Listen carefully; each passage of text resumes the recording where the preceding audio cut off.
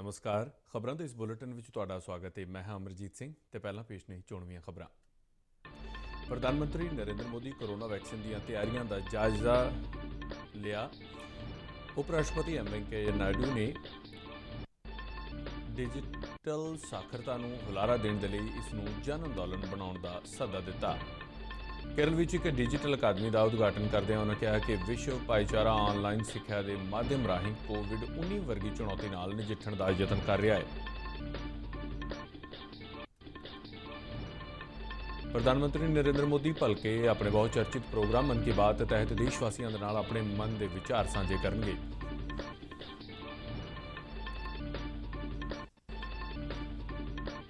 ਕੇਂਦਰੀ ਮੰਤਰੀ ਪ੍ਰਕਾਸ਼ ਜਾਵੜੇਕਰ ਨੇ ਜਲਵਾਯੂ ਤਬਦੀਲੀ ਨਾਲ ਜੁੜੀ ਜਾਣਕਾਰੀ ਦੇਣ ਵਾਲਾ ਭਾਰਤੀ ਜਲਵਾਯੂ ਤਬਦੀਲੀ ਗਿਆਨ ਪੋਰਟਲ ਲਾਂਚ ਕੀਤਾ।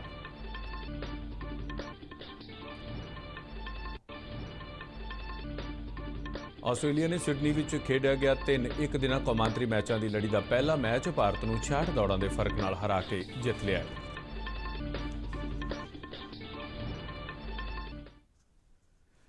ਤੇ ਹੁਣ ਖਬਰਾਂ ਵਿਸਥਾਰ ਨਾਲ।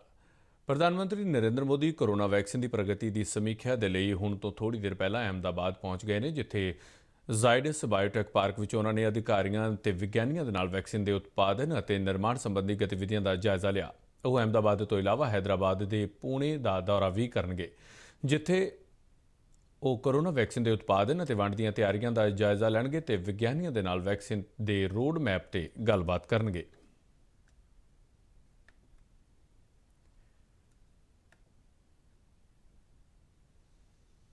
ਉਪ ਰਾਸ਼ਟਰਪਤੀ ਐਮ ਵੈਂਕਈਆ ਨਾਇਡੂ ਨੇ ਦੇਸ਼ ਵਿੱਚ ਡਿਜੀਟਲ ਸਾਖਰਤਾ ਨੂੰ ਉਤਸ਼ਾਹਿਤ ਕਰਨ ਦੇ ਲਈ ਜਨ ਅੰਦੋਲਨ ਸ਼ੁਰੂ ਕਰਨ ਦਾ ਸੱਦਾ ਦਿੱਤਾ ਹੈ। ਕੇਰਲ ਵਿੱਚ ਕੱਲ੍ਹ ਇੱਕ ਡਿਜੀਟਲ ਅਕੈਡਮੀ ਦਾ ਉਦਘਾਟਨ ਕਰਦੇ ਨਾਇਡੂ ਨੇ ਕਿਹਾ ਕਿ ਵਿਗਿਆਨ ਤੇ ਆਧਾਰਿਤ ਸੂਚਨਾ ਸਭ ਤੋਂ ਜ਼ਿਆਦਾ ਮਹੱਤਵਪੂਰਨ ਹੈ ਅਤੇ ਜੋ ਇਸ ਨੂੰ ਤੇਜ਼ੀ ਨਾਲ ਲੋਕਾਂ ਤੱਕ ਪਹੁੰਚਾਉਂਦਾ ਹੈ ਉਸ ਨੂੰ ਹੀ ਇਸ ਦਾ ਫਾਇਦਾ ਹੁੰਦਾ ਹੈ। ਉਨ੍ਹਾਂ ਕਿਹਾ ਕਿ ਕੋਵਿਡ ਮਹਾਮਾਰੀ ਨੇ ਸਕੂਲ ਬੰਦ ਕਰਵਾ ਦਿੱਤੇ ਨੇ, ਜਿਸ ਨਾਲ ਲੱਖਾਂ ਦੀ ਗਿਣਤੀ ਵਿੱਚ ਵਿਦਿਆਰਥੀ ਸਕੂਲਾਂ ਵਿੱਚ ਆਪਣੀਆਂ ਜਮਾਤਾਂ ਵਿੱਚ ਜਾ ਕੇ ਪੜ੍ਹਾਈ ਕਰਨ ਤੋਂ ਵਾਂਝੇ ਹੋ ਗਏ ਨੇ। ਉਨ੍ਹਾਂ ਕਿਹਾ ਕਿ ਵਿਸ਼ਵ ਭਾਈਚਾਰਾ ਅੱਜ ਆਨਲਾਈਨ ਸਿੱਖਿਆ ਦੇ ਮਾਧਿਅਮ ਦੇ ਨਾਲ ਇਸ ਤਰ੍ਹਾਂ ਦੀਆਂ ਚੁਣੌਤੀਆਂ ਦੇ ਨਾਲ ਨਜਿੱਠਣ ਦੇ ਯਤਨ ਕਰ ਰਿਹਾ ਹੈ। ਉਨ੍ਹਾਂ ਕਿਹਾ ਕਿ ਕੋਵਿਡ ਮਹਾਮਾਰੀ ਦੇ ਪ੍ਰਕੋਪ ਤੋਂ ਪਹਿਲਾਂ ਹੀ ਸਿੱਖਿਆ ਵਿੱਚ ਤਕਨਾਲੋਜੀ ਦਾ ਇਸਤੇਮਾਲ ਸ਼ੁਰੂ ਹੋ ਗਿਆ ਸੀ ਅਤੇ ਅੱਜ ਵਿਸ਼ਵ ਵਿੱਚ ਸਿੱਖਿਆ ਨਾਲ ਸੰਬੰਧਿਤ ਤਕਨਾਲੋਜੀ ਵਾਲੇ ਖੇਤਰ ਵਿੱਚ ਅਰਬਾਂ ਰੁਪਏ ਦੀ ਸਰਮਾਏਕਾਰੀ ਹੋ ਰਹੀ ਹੈ। ਇਸ ਨਾਲ ਨਾ ਸਿਰਫ ਵਿਦਿਆਰਥੀਆਂ ਲਈ ਬਲਕਿ ਸਿੱਖਿਆ ਦੇ ਖੇਤਰ ਵਿੱਚ ਉਦਮੀਆਂ ਲਈ ਵੀ ਵਧੇਰੇ ਮੌਕੇ ਪੈਦਾ ਹੋਏ ਨੇ। ਉਪ ਰਾਸ਼ਟਰਪਤੀ ਨੇ ਕਿਹਾ ਕਿ ਆਨਲਾਈਨ ਸਿੱਖਿਆ ਕਲਾਸਾਂ ਨਿੱਜੀ ਤੌਰ ਤੇ ਸੰਪਰਕਾਂ ਦੀ ਭਰਪਾਈ ਨਹੀਂ ਕਰ ਸਕਦੀਆਂ। ਉਨ੍ਹਾਂ ਕਿਹਾ ਕਿ ਸਕੂਲਾਂ ਵਿੱਚ ਅਧਿਆਪਕਾਂ ਦਾ ਵਿਦਿਆਰਥੀਆਂ ਦੇ ਨਾਲ ਸਿੱਧਾ ਸੰਵਾਦ ਸਿੱਖਿਆ ਦੇ ਮਹੱਤਵ ਨੂੰ ਵਧਾਉਂਦਾ ਹੈ ਤੇ ਸਕੂਲ ਜਾਣ ਨਾਲ ਵਿਦਿਆਰਥੀਆਂ ਨੂੰ ਅਨੁਸ਼ਾਸਨ ਅਤੇ ਜ਼ਿੰਦਗੀ ਦੀਆਂ ਕਦਰਾਂ ਕੀਮਤਾਂ ਦਾ ਪਾਠ ਸਿੱਖਣ ਦਾ ਮੌਕਾ ਵੀ ਮਿਲਦਾ ਹੈ। ਪ੍ਰਧਾਨ ਮੰਤਰੀ ਨਰਿੰਦਰ ਮੋਦੀ ਭਲਕੇ ਆਪਣੇ ਬਹੁਤ ਚਰਚਿਤ ਪ੍ਰੋਗਰਾਮ ਮਨ ਕੀ ਬਾਤ ਤਹਿਤ ਦੇਸ਼ ਵਾਸੀਆਂ ਦੇ ਨਾਲ ਆਪਣੇ ਵਿਚਾਰ ਸਾਂਝੇ ਕਰਨਗੇ। ਮਨ ਕੀ ਬਾਤ ਪ੍ਰੋਗਰਾਮ ਦੀ ਇਹ 71ਵੀਂ ਕੜੀ ਹੋਵੇਗੀ। ਪ੍ਰਧਾਨ ਮੰਤਰੀ ਨੇ ਇਸ ਮਨ ਕੀ ਬਾਤ ਪ੍ਰੋਗਰਾਮ ਦੇ ਲਈ ਵੱਖ-ਵੱਖ ਮੁੱਦਿਆਂ ਤੇ ਲੋਕਾਂ ਦੇ ਵਿਚਾਰ ਮੰਗੇ ਨੇ ਤਾਂ ਜੋ ਉਹਨਾਂ ਨੂੰ ਇਸ ਪ੍ਰੋਗਰਾਮ ਵਿੱਚ ਸ਼ਾਮਲ ਕੀਤਾ ਜਾ ਸਕੇ। ਆਕਾਸ਼ਵਾਣੀ ਤੇ ਹਰ ਮਹੀਨੇ ਆਖਰੀ ਐਤਵਾਰ ਪ੍ਰਸਾਰਿਤ ਹੋਣ ਵਾਲੇ ਇਸ ਪ੍ਰੋਗਰਾਮ ਵਿੱਚ ਪ੍ਰਧਾਨ ਮੰਤਰੀ ਵੱਲੋਂ ਆਪਣੇ ਮਨ ਕੀ ਬਾਤ ਕਰਨ ਦੇ ਨਾਲ-ਨਾਲ ਲੋਕਾਂ ਦੇ ਵਿਚਾਰ ਵੀ ਲਏ ਜਾਂਦੇ ਨੇ ਅਤੇ ਦੇਸ਼ ਦੇ ਵੱਖ-ਵੱਖ ਸੂਬਿਆਂ ਦੇ ਵਿੱਚ ਕੁਝ ਵੱਖਰਾ ਕਰਨ ਵਾਲੇ ਲੋਕਾਂ ਦੇ ਨਾਲ ਪ੍ਰਧਾਨ ਮੰਤਰੀ ਫੋਨ ਤੇ ਸਿੱਧੇ ਗੱਲਬਾਤ ਕਰਦੇ ਨੇ, ਜਿਸ ਲਈ ਇਹ ਪ੍ਰੋਗਰਾਮ ਕਾਫੀ ਹਰਮਨ ਪਿਆਰਾ ਹੋਇਆ ਹੈ। ਆਕਾਸ਼ਵਾਣੀ ਤੋਂ ਇਲਾਵਾ ਦੂਰਦਰਸ਼ਨ ਦੇ ਸਾਰੇ ਚੈਨਲਾਂ ਤੇ ਇਸ ਪ੍ਰੋਗਰਾਮ ਦਾ ਸਵੇਰੇ 11 ਵਜੇ ਤੋਂ ਸਿੱਧਾ ਪ੍ਰਸਾਰਣ ਕੀਤਾ ਜਾਂਦਾ ਹੈ। ਪ੍ਰਧਾਨ ਮੰਤਰੀ ਨਰਿੰਦਰ ਮੋਦੀ ਨੇ ਮਨ ਕੀ ਬਾਤ ਪ੍ਰੋਗਰਾਮ ਲਈ ਲੋਕਾਂ ਨੂੰ ਆਪਣੇ ਸੁਝਾਅ ਭੇਜਣ ਦੀ ਅਪੀਲ ਕੀਤੀ ਹੈ। ਲੋਕ ਆਪਣੇ ਵਿਚਾਰ ਟੋਲ ਫ੍ਰੀ ਨੰਬਰ 1800-117800 ਤੇ ਰਿਕਾਰਡ ਕਰਵਾ ਸਕਦੇ ਨੇ ਤੇ ਓਪਨ ਫੋਰਮ ਤੇ ਵੀ ਆਪਣੇ ਵਿਚਾਰ ਸਾਂਝੇ ਕੀਤੇ ਜਾ ਸਕਦੇ ਨੇ। ਇਸ ਤੋਂ ਇਲਾਵਾ 1922 ਤੇ ਮਿਸਡ ਕਾਲ ਦੇ ਕੇ SMS ਰਾਹੀਂ ਪ੍ਰਾਪਤ ਹੋਏ ਲਿੰਕ ਨੂੰ ਫੋਲੋ ਕਰਕੇ ਵੀ ਆਪਣੇ ਵਿਚਾਰ ਪ੍ਰਧਾਨ ਮੰਤਰੀ ਤੱਕ ਪਹੁੰਚਾਏ ਜਾ ਸਕਦੇ ਨੇ।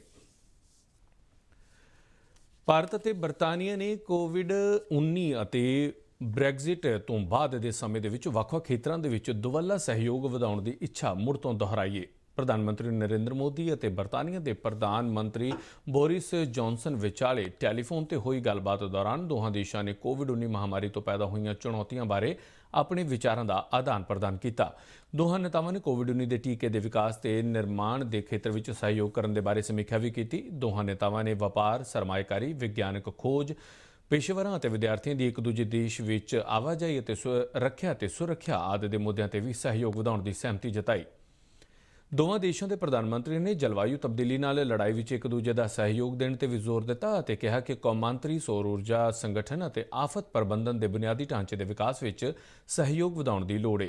ਦੋਵਾਂ ਨੇਤਾਵਾਂ ਨੇ ਇਸ ਗੱਲ ਤੇ ਵੀ ਸਹਿਮਤੀ ਜਤਾਈ ਕਿ ਦੋਹਾਂ ਦੇਸ਼ਾਂ ਦੇ ਅਧਿਕਾਰੀ ਭਾਰਤ ਅਤੇ ਬਰਤਾਨੀਆ ਵਿਚਾਲੇ ਵੱਖ-ਵੱਖ ਖੇਤਰਾਂ ਦੇ ਵਿੱਚ ਭਾਈਵਾਲੀ ਵਧਾਉਣ ਲਈ ਲੰਬੇ ਸਮੇਂ ਦਾ ਰੋਡ ਮੈਪ ਤਿਆਰ ਕਰਨਗੇ ਅਤੇ ਉਸ ਉੱਤੇ ਤੇਜ਼ੀ ਦੇ ਨਾਲ ਕੰਮ ਜਾਰੀ ਰੱਖਣਗੇ। ਕੇਂਦਰੀ ਵਿੱਤ ਮੰਤਰੀ ਨਿਰਮਲਾ ਸੀਤਾਰਮਨ ਨੇ ਦੇਸ਼ ਦੀ ਅਰਥ ਵਿਵਸਥਾ ਵਿੱਚ ਖਰਚੇ ਨੂੰ ਹੁਲਾਰਾ ਦੇਣ ਦੇ ਲਈ CPSE ਦੇ ਕੈਪੇਕਸ ਉੱਤੇ 5ਵੀਂ ਸਮੀਖਿਆ ਮੀਟਿੰਗ ਕੀਤੀ। ਵੀਡੀਓ ਕਾਨਫਰੰਸਿੰਗ ਰਾਹੀਂ ਕੀਤੀ ਗਈ ਇਸ ਮੀਟਿੰਗ ਵਿੱਚ ਬਿਜਲੀ, ਖਾਨਾ ਅਤੇ ਪਰਮਾਣੂ ਊਰਜਾ ਵਿਭਾਗ ਦੇ ਸਕੱਤਰਾਂ ਨੇ ਹਿੱਸਾ ਲਿਆ।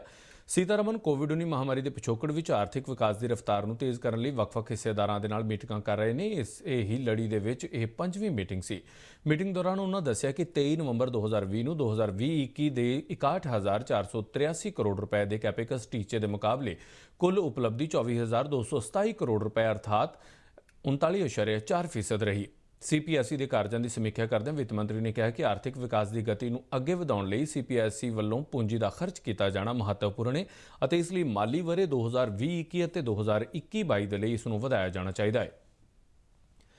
ਉਨ੍ਹਾਂ ਕੈਪੇਕਸ ਦੇ ਟੀਚਿਆਂ ਨੂੰ ਪੂਰਾ ਕਰਨ ਲਈ ਮੰਤਰਾਲਿਆਂ ਅਤੇ CPSE ਦੇ ਯਤਨਾਂ ਦੀ ਸ਼ਲਾਘਾ ਕੀਤੀ, ਲੇਕਿਨ ਇਸ ਦੇ ਨਾਲ ਹੀ 2021 ਦੇ ਮਾਲੀ ਵਰ੍ਹੇ ਦੀ ਤੀਜੀ ਤਿਮਾਹੀ ਤੱਕ 75% ਕੈਪੇਕਸ ਟੀਚੇ ਤੇ ਚੌਥੀ ਤਿਮਾਹੀ ਤੱਕ 100% ਤੋਂ ਵੱਧ ਕੈਪੇਕਸ ਟੀਚਾ ਹਾਸਲ ਕਰਨ ਲਈ ਹੋਰ ਯਤਨ ਕਰਨ ਦੀ ਲੋੜ ਦੱਸੀ। ਉਨ੍ਹਾਂ CPSE ਨੂੰ ਇਸ ਗੱਲ ਲਈ ਉਤਸ਼ਾਹਿਤ ਕੀਤਾ ਕਿ ਉਹ ਆਪਣੇ ਟੀਚੇ ਦੀ ਪ੍ਰਾਪਤੀ ਲਈ ਹੋਰ ਵਧੀਆ ਕੰਮ ਕਰੇ ਤੇ ਇਸ ਗੱਲ ਨੂੰ ਯਕੀਨੀ ਬਣਾਵੇ ਕਿ ਸਾਲ 2020-21 ਲਈ ਦਿੱਤੀ ਗਈ ਪੂੰਜੀ ਰਾਸ਼ੀ ਉਪਯੁਕਤ ਢੰਗ ਨਾਲ ਸਮੇਂ ਸੀਮਾ ਅੰਦਰ ਖਰਚ ਕੀਤੀ ਜਾਵੇ।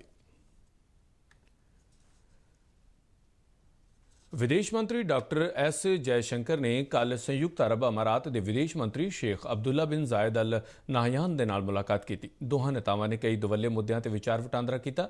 ਆਪਣੀ 2 ਦਿਨਾਂ ਯਾਤਰਾ ਦੌਰਾਨ ਜੈਸ਼ੰਕਰ ਨੇ ਸੰਯੁਕਤ ਅਰਬ ਅਮਾਰਾਤ ਦੇ ਵਿਦੇਸ਼ ਮੰਤਰੀ ਨੂੰ ਕੋਵਿਡ ਮਹਾਮਾਰੀ ਨਾਲ ਨਜਿੱਠਣ ਲਈ ਸਿਹਤ ਅਤੇ ਆਰਥਿਕ ਦੋਹਾਂ ਮੋਰਚਿਆਂ ਤੇ ਭਾਰਤ ਵੱਲੋਂ ਕੀਤੇ ਗਏ ਉਪਰਾਲਿਆਂ ਦੀ ਜਾਣਕਾਰੀ ਦਿੱਤੀ। ਮੀਟਿੰਗ ਦੌਰਾਨ ਦੋਹਾਂ ਧਿਰਾਂ ਨੇ ਵਪਾਰ, ਸਰਮਾਏਕਾਰੀ, ਬੁਨਿਆਦੀ ਢਾਂਚੇ, ਊਰਜਾ, ਖੁਰਾਕ ਅਤੇ ਸੁਰੱਖਿਆ ਤੇ ਰੱਖਿਆ ਸਮੇਤ ਵਿਆਪਕ ਰਣਨੀਤਕ ਭਾਈਵਾਲੀ ਦੇ ਵੱਖ-ਵੱਖ ਪਹਿਲੂਆਂ ਤੇ ਆਪਸੀ ਸਹਿਯੋਗ ਦੀ ਸਮੀਖਿਆ ਕੀਤੀ। ਦੋਹਾਂ ਵਿਦੇਸ਼ ਮੰਤਰੀਆਂ ਨੇ ਖੇਤਰੀ ਅਤੇ ਅੰਤਰਰਾਸ਼ਟਰੀ ਵਿਕਾਸ ਤੇ ਵੀ ਚਰਚਾ ਕੀਤੀ ਅਤੇ ਵੱਖ-ਵੱਖ ਬਹੁਪੱਖੀ ਮੁੱਦਿਆਂ ਤੇ ਤਾਲਮੇਲ ਜਾਰੀ ਰੱਖਣ ਤੇ ਸਹਿਮਤੀ ਜਤਾਈ। ਆਬੂ ਧਾਬੀ ਵਿੱਚ ਭਾਰਤੀ ਭਾਈਚਾਰੇ ਦੇ ਨੁਮਾਇੰਦਿਆਂ ਦੇ ਨਾਲ ਕੀਤੀ ਵਰਚੁਅਲ ਮੀਟਿੰਗ ਵਿੱਚ ਵਿਦੇਸ਼ ਮੰਤਰੀ ਜੈਸ਼ੰਕਰ ਨੇ ਕੋਵਿਡ ਮਹਾਮਾਰੀ ਦੌਰਾਨ ਭਾਈਚਾਰੇ ਦੀ ਦੇਖਭਾਲ ਕਰਨ ਵਾਲੇ ਭਾਰਤੀ ਸੰਗਠਨਾਂ ਦੇ ਕੰਮ ਦੀ ਸ਼ਲਾਘਾ ਕੀਤੀ। ਉਹਨਾਂ ਭਰੋਸਾ ਦਿਵਾਇਆ ਕਿ ਕੋਵਿਡ ਤੋਂ ਬਾਅਦ ਵੀ ਸਥਿਤੀ ਨਾਲ ਸੰਬੰਧਿਤ ਮੁੱਦਿਆਂ ਤੇ ਸਰਕਾਰ ਪੂਰੀ ਜ਼ਿੰਮੇਵਾਰੀ ਨਾਲ ਕੰਮ ਕਰੇਗੀ। ਕੇਂਦਰੀ ਵਾਤਾਵਰਣ, ਜੰਗਲਾਤ ਅਤੇ ਜਲਵਾਯੂ ਤਬਦੀਲੀ ਮੰਤਰੀ ਪ੍ਰਕਾਸ਼ ਜਾਵੜੇਕਰ ਨੇ ਕੱਲ੍ਹ ਜਲਵਾਯੂ ਤਬਦੀਲੀ ਨਾਲ ਜੁੜੀ ਜਾਣਕਾਰੀ ਦੇਣ ਵਾਲੇ ਭਾਰਤੀ ਜਲਵਾਯੂ ਤਬਦੀਲੀ ਗਿਆਨ ਪੋਰਟਲ ਦੀ ਸ਼ੁਰੂਆਤ ਕੀਤੀ। ਇਸ ਮੌਕੇ ਉਹਨਾਂ ਕਿਹਾ ਕਿ ਇਸ ਪੋਰਟਲ ਦੇ ਕੌਮੀ ਅਤੇ ਕੌਮਾਂਤਰੀ ਪੱਧਰ ਤੇ ਜਲਵਾਯੂ ਤਬਦੀਲੀ ਨਾਲ ਸੰਬੰਧਿਤ ਵਿਸ਼ਿਆਂ ਤੇ ਮੁੱਦਿਆਂ ਤੇ ਸਰਕਾਰ ਵੱਲੋਂ ਚੁੱਕੇ ਗਏ ਸਾਰੇ ਹੀ ਪ੍ਰਮੁੱਖ ਕਦਮਾਂ ਬਾਰੇ ਜਾਣਕਾਰੀ ਉਪਲਬਧ ਹੋਵੇਗੀ। ਇਸ ਪੋਰਟਲ ਵਿੱਚ ਭਾਰਤ ਦੇ ਕਲਾਈਮੇਟ ਪ੍ਰੋਫਾਈਲ ਤੋਂ ਇਲਾਵਾ ਜਲਵਾਯੂ ਤਬਦੀਲੀ ਬਾਰੇ ਦੇਸ਼ ਦੀ ਨੀਤੀ ਦੀ ਵੀ ਜਾਣਕਾਰੀ ਦਿੱਤੀ ਗਈ ਹੈ। ਜਾਵੜੇਕਰ ਨੇ ਕਿਹਾ ਕਿ ਜਲਵਾਯੂ ਤਬਦੀਲੀ ਦੇ ਪੈਰਿਸ ਸਮਝੌਤੇ ਨਾਲ ਜੁੜੇ ਟੀਚਿਆਂ ਨੂੰ ਭਾਰਤ ਨੇ 2020 ਤੋਂ ਪਹਿਲਾਂ ਹੀ ਹਾਸਲ ਕਰ ਲਿਆ ਸੀ। ਉਨ੍ਹਾਂ ਕਿਹਾ ਕਿ ਭਾਰਤ ਜਲਵਾਯੂ ਤਬਦੀਲੀ ਲਈ ਜ਼ਿੰਮੇਵਾਰ ਨਹੀਂ ਹੈ, ਪਰ ਇਸ ਚੁਣੌਤੀ ਨਾਲ ਨਜਿੱਠਣ ਲਈ ਪੂਰੀ ਮਜ਼ਬੂਤੀ ਨਾਲ ਕਾਰਵਾਈ ਕਰ ਰਿਹਾ ਹੈ। ਭਾਰਤੀ ਰਿਜ਼ਰਵ ਬੈਂਕ ਦੇ ਗਵਰਨਰ ਸ਼ਕਤੀਕਾਂਤ ਦਾਸ ਨੇ ਕਿਹਾ ਹੈ ਕਿ ਚਾਲੂ ਮਾਲੀ ਵਰ੍ਹੇ ਦੀ ਪਹਿਲੀ ਤਿਮਾਹੀ ਤੋਂ ਬਾਅਦ ਦੇਸ਼ ਦੀ ਅਰਥ ਵਿਵਸਥਾ ਉਮੀਦ ਤੋਂ ਜ਼ਿਆਦਾ ਰਫ਼ਤਾਰ ਦੇ ਨਾਲ ਮੰਦੀ ਤੋਂ ਉਭਰੀ ਹੈ, ਪਰ ਇਸ ਦੇ ਨਾਲ ਹੀ ਉਹਨਾਂ ਚੇਤਾਵਨੀ ਵੀ ਦਿੱਤੀ ਕਿ ਕੋਵਿਡ ਮਹਾਮਾਰੀ ਦੇ ਵਧਣ ਦੇ ਨਾਲ ਆਰਥਿਕ ਮੰਦੀ ਦਾ ਖਤਰਾ ਬਣਿਆ ਹੋਇਆ ਹੈ। ਭਾਰਤੀ ਵਿਦੇਸ਼ ਮੁਦਰਾ ਕਾਰੋਬਾਰੀਆਂ ਦੇ ਸੰਗਠਨ ਦੀ ਵਰ੍ਹੇਗੰਢ ਮੌਕੇ ਆਯੋਜਿਤ ਇੱਕ ਪ੍ਰੋਗਰਾਮ ਨੂੰ ਸੰਬੋਧਨ ਕਰਦਿਆਂ ਉਹਨਾਂ ਕਿਹਾ ਕਿ ਆਰਥਿਕ ਵਾਧੇ ਦੀਆਂ ਸੰਭਾਵਨਾਵਾਂ ਵਿੱਚ ਸੁਧਾਰ ਹੋਇਆ ਹੈ, ਪਰ ਤਿਉਹਾਰਾਂ ਤੋਂ ਬਾਅਦ ਬਾਜ਼ਾਰਾਂ ਵਿੱਚ ਮੰਗ ਵਧਣ ਦਾ ਸਿਲਸਿਲਾ ਜਾਰੀ ਰਹਿਣ ਅਤੇ ਕੋਵਿਡ ਵੈਕਸੀਨ ਨਾਲ ਜੁੜੇ ਬਾਜ਼ਾਰ ਦੀਆਂ ਉਮੀਦਾਂ ਤੇ ਨਿਗਰਾਨੀ ਰੱਖਣੀ ਹੋਵੇਗੀ। ਆਸਟ੍ਰੇਲੀਆ ਵਿੱਚ ਖੇਡੀ ਜਾ ਰਹੀ 3 ਦਿਨਾਂ ਕੌਮਾਂਤਰੀ ਮੈਚਾਂ ਦੀ ਲੜੀ ਦਾ ਸਿਡਨੀ ਵਿੱਚ ਕੱਲ੍ਹ ਖੇਡਿਆ ਗਿਆ ਪਹਿਲਾ ਮੈਚ ਆਸਟ੍ਰੇਲੀਆ ਨੇ ਭਾਰਤ ਨੂੰ 66 ਦੌੜਾਂ ਦੇ ਫਰਕ ਨਾਲ ਹਰਾ ਕੇ ਜਿੱਤ ਲਿਆ। ਆਸਟ੍ਰੇਲੀਆ ਨੇ ਟਾਸ ਜਿੱਤਣ ਉਪਰੰਤ ਪਹਿਲਾਂ ਬੱਲੇਬਾਜ਼ੀ ਕਰਨ ਦਾ ਫੈਸਲਾ ਕੀਤਾ ਤੇ ਮਿੱਥੇ 50 ਓਵਰਾਂ ਵਿੱਚ 6 ਵਿਕਟਾਂ ਤੇ 374 ਦੌੜਾਂ ਬਣਾਈਆਂ। ਆਸਟ੍ਰੇਲੀਆ ਵੱਲੋਂ ਜਿੱਤ ਲਈ ਰੱਖੇ ਗਏ 375 ਦੌੜਾਂ ਦੇ ਟੀਚੇ ਦਾ ਪਿੱਛਾ ਕਰਦਿਆਂ ਭਾਰਤੀ ਟੀਮ ਮਿੱਥੇ ਓਵਰਾਂ ਵਿੱਚ 8 ਵਿਕਟਾਂ ਤੇ 308 ਦੌੜਾਂ ਹੀ ਬਣਾ ਸਕੀ, ਜਿਸ ਵਿੱਚ ਹਾਰਦਿਕ ਪਾਂਡਿਆ ਨੇ ਸਭ ਤੋਂ ਵੱਧ 90 ਦੌੜਾਂ ਦਾ ਯੋਗਦਾਨ ਪਾਇਆ। ਆਸਟ੍ਰੇਲੀਆ ਦੇ ਕਪਤਾਨ ਅਰੋਨ ਫਿਟ ਨੇ 114 ਅਤੇ ਸਟੀਵ ਸਮਿਥ ਨੇ 105 ਦੌੜਾਂ ਬਣਾਈਆਂ, ਜਦਕਿ ਭਾਰਤ ਦਾ ਕੋਈ ਵੀ ਖਿਡਾਰੀ ਸੈਂਕੜਾ ਬਣਾਉਣ ਦੇ ਵਿੱਚ ਕਾਮਯਾਬ ਨਹੀਂ ਹੋ ਸਕਿਆ। ਇਸ ਦੇ ਨਾਲ ਹੀ ਖਬਰਾਂ ਦੇ ਬੁਲੇਟਿਨ ਇੱਥੇ ਹੀ ਖਤਮ ਹੁੰਦਾ ਹੈ। ਇਜਾਜ਼ਤ ਦਿਓ। ਨਮਸਕਾਰ।